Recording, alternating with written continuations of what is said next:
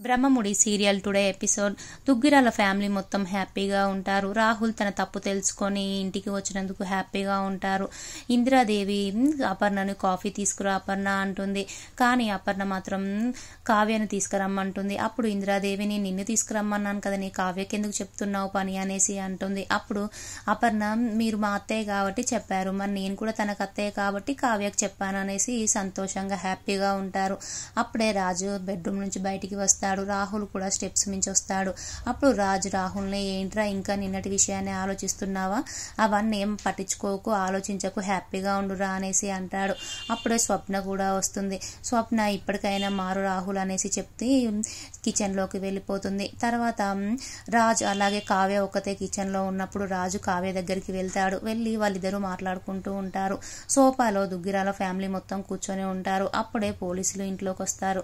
వచ్చినప్పుడు రాజు కావ్య ఇప్పుడు లేని మన ఇంటికి పోలీసు వస్తున్నారేంటి అనేసి హాల్లోకి వస్తారు. కావ్యరాజు వచ్చిన తర్వాత ఎస్ఐ గారు వస్తారు. వచ్చిన తర్వాత సుభాష్ ఏంటి ఎస్ఐ గారు మా ఇంటికి వచ్చారనేసి అడుగుతాడు. అప్పుడు ఇందులో రాహుల్ అంటే ఎవరు అనేసి అడుగుతాడు ఎస్ఐ. అప్పుడు రాహుల్ లేచి నేనే అంటాడు. నువ్వు అరెస్ట్ కావాలి అనేసి అంటాడు. అప్పుడు రాజ్ ఎందుకు ఏమైంది సార్ అనేసి అంటాడు. అప్పుడు ఎస్ఐ గారు తను మర్డర్ చేశాడు అనేసి అంటాడు. అప్పుడు అసలు ఎవరిని మర్డర్ చేశారంటే కోహ్లీ అనే అమ్మాయిని మర్డర్ చేశారు అనేసి అంటాడు. అప్పుడు ఎవరు నేనేం చంపలేదని రాహుల్ అంటాడు. అప్పుడు ఎస్ఐ మరి నువ్వు కోహ్లీకి నీకు నిన్న గొడవైందా అనేసి అడుగుతాడు ఎస్ఐ. అప్పుడు రాహుల్ అవును గొడవైంది అనేసి అంటాడు రాహుల్.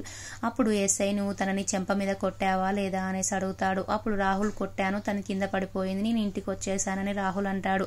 అప్పుడు ఎస్ఐ కొట్టడం వల్ల తను చనిపోయింది, వాళ్ళ హస్బెండ్ వచ్చి మాకు కేసు పెట్టాడు రాహుల్ మీద అని చెప్తాడు.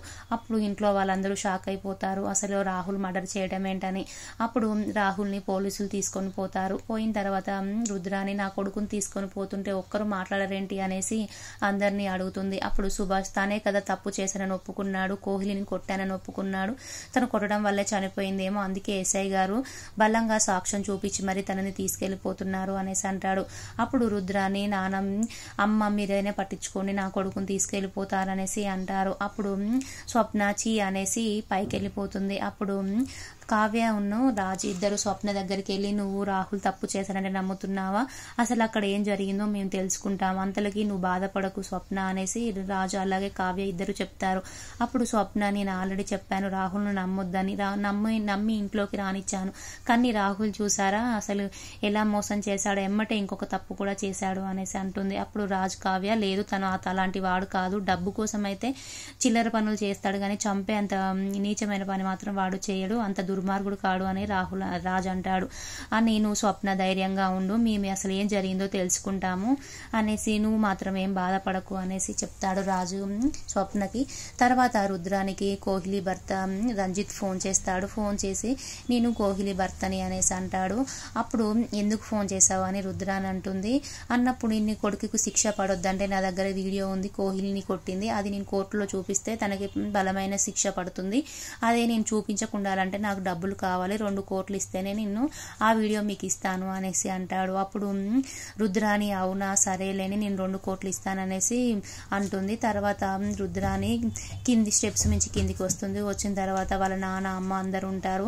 అమ్మ అన్నయ్య వదిన అనుకుంటూ రుద్రాని వస్తుంది. వచ్చిన తర్వాత నాన్న నాకు 2 కోట్లు కావాలి, రాహుల్కి ఒక వీడియో కోహ్లీ వాళ్ళ ఆయన తీశాడంట, కోహ్లీని కొడుతున్న వీడియో, ఆ వీడియో మనకి ఇవ్వాలంటే 2 కోట్లు అడిగాడు నాన్న, ఆయన ఇయ్యండి నాన్న అంటుంది. అప్పుడు సుభాష్ అసలు తను తప్పు చేశాడు, తప్పు చేసినప్పుడు శిక్ష పడాలని సుభాష్ అంటాడు.